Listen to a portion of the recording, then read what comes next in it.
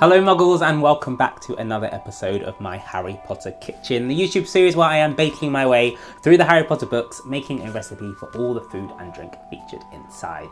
If you missed last week's recipe for our homemade Bertie Bott's every flavour beans, then make sure you check out the links down below in the description to catch up. But it's another Magic Monday, so let's see what magical treats we've got waiting for us today.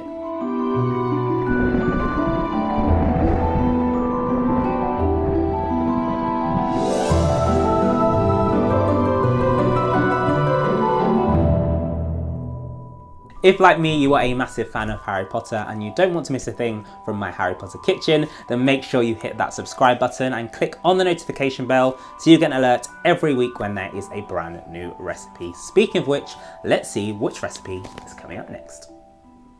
So if you're familiar with this scene, you'll know we don't have far to go for our next recipe.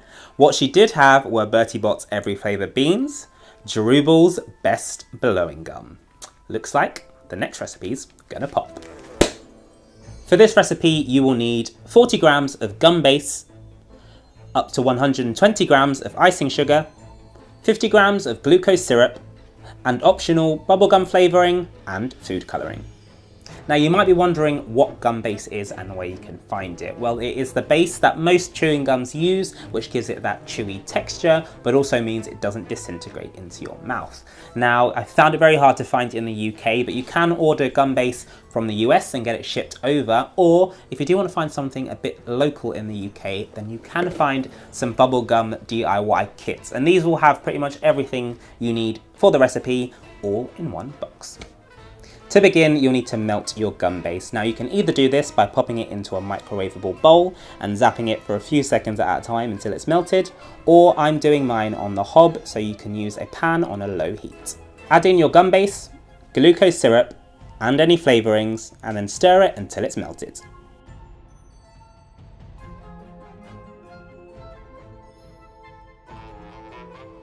Once it's nice and smooth, you can move over to preparing your icing sugar. You want to split this in half and then pour half onto a silicone mat or a clean work surface.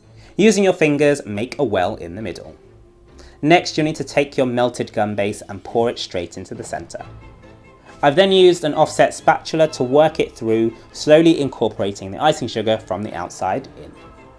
Now, as you incorporate more and more icing sugar, you'll slowly get to the consistency of chewing gum. And this is a good point to add in any extra flavourings or food colouring that you like. The grey gum base doesn't look too appealing, so I've decided to go for something a little bit magical and spice ours up with the Hogwarts house colours. Once the mixture firms up and it's hard to incorporate any more icing sugar, split it into 4 and then you can begin dyeing it.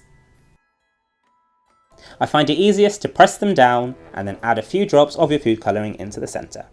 Knead this through until you have a nice, even colour.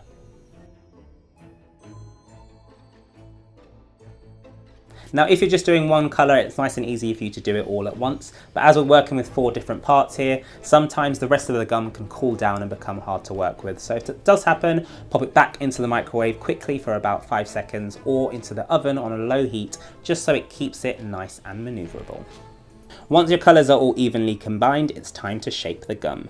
For this, I'm making lightning bolts by rolling them out thinly to about half a centimetre thick and then using a sharp knife to cut them into shape. Of course, you can make your gum in any shape or size you desire.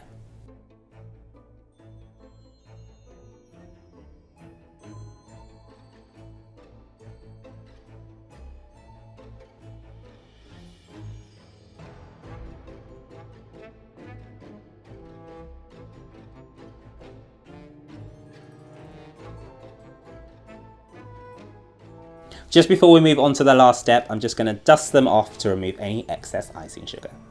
Just to keep these fresh, I'm going to wrap them in some wax paper, so all you need to do is measure out one piece of your gum and leave yourself about 1 centimetre on either side and cut your wax paper into strips. We'll need quite a few of these, so you can use the previous one you cut to measure out the length and width of your next slice. Once you've got about 4 or 5 of these, layer them on top of each other, cut them in half, and then cut them in half again. These should give you the perfect shape of your wax paper to wrap your lightning bolt gums. The best way to do this is to place them face down, fold one end over, then the other end, and then twist either side. Repeat the process until all your gum pieces are wrapped.